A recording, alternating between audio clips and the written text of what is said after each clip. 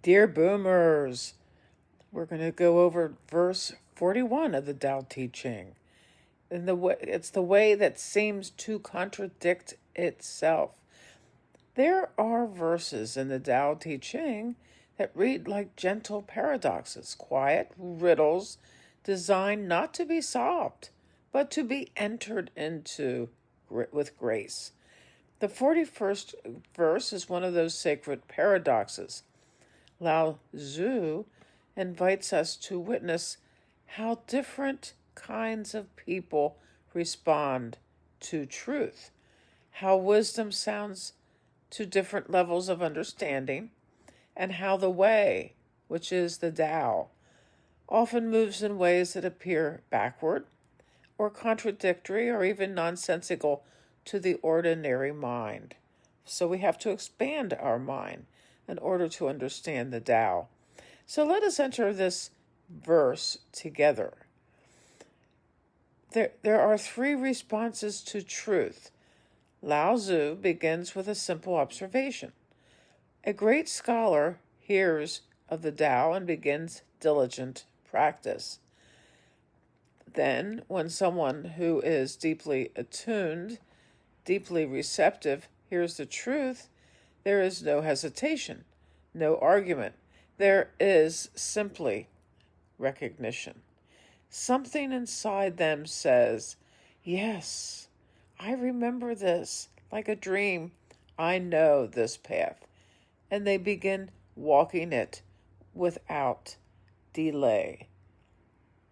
This is the heart ready for awakening. Then Lao Tzu continues.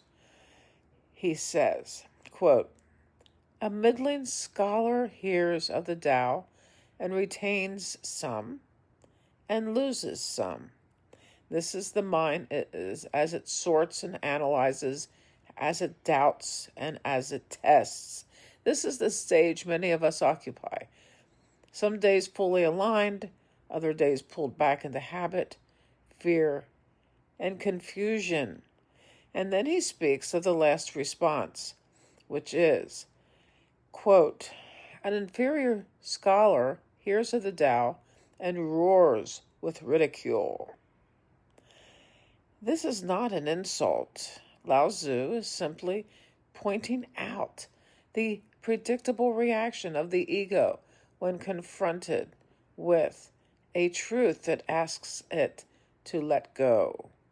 When we don't want to let go, we want to hold on. And the ego resists, it laughs, it mocks, because on some level it is afraid. And then Lao Tzu says something beautiful. Without that laugh, it would not be the Tao. Truth always disturbs before it liberates. The first reaction is often discomfort, sometimes even ridicule. This is a sign that the teaching holds power.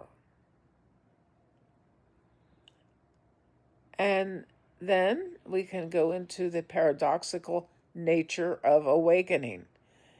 This verse then moves into a cascade of paradoxes, each one reflecting how the Tao looks opposite from what the world expects. For instance, the way of illumination seems dark. Going forward seems like retreat. The easy way seems hard, and true power seems weak. True purity seems tarnished. True clarity seems obscure, and the greatest art seems unsophisticated. The greatest love seems indifferent, and the greatest wisdom seems childish. Lao Tzu is telling us the Tao is not recognizable to the surface mind. Awakening doesn't follow worldly logic. Spiritual progress often feels like the opposite of progress. Transformation often feels like breakdown before breakthrough. And the truth often looks like foolishness in the world, because the thinking of the world is something that we need to let go of. Why? because the Tao works deeper than appearances. It is the quiet reversal of egoic perception. It is the gentle undoing of our conditioning. Everything real grows in the dark, moves in stillness, moves and strengthens through softness, and expands through surrender. The hidden nature of the Tao. So the verse ends with these words, quote, "The Tao is hidden and nameless, yet it alone nourishes and brings everything to fulfillment." Hidden not because it is secret, but because it is subtle. It is simple.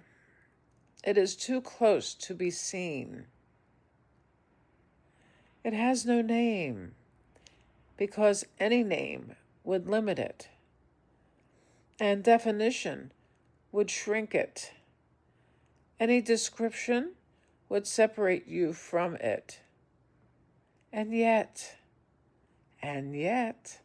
it nourishes all things, it moves all things, heals all things, holds all things, and ultimately fulfills all things. The Tao is the unseen breath beneath every moment. It is the spacious presence beneath every thought. It is the goodness that life cannot help but move toward. This verse reminds us that the greatest truths cannot be grasped. They can only be lived. It's almost like the quantum field is something that we need to stop thinking we need to understand it. Bringing the verse into your life. So how can we use this verse today? Trust the path, even when it looks like a contradiction. Growth often feels like going backward. Healing often feels like breaking down. And clarity often feels like confusion right before it arrives. This is universal truth. Allow ridicule, your own or others, to be a sign of transformation. When your old self laughs at the new path, it means something deep is shifting.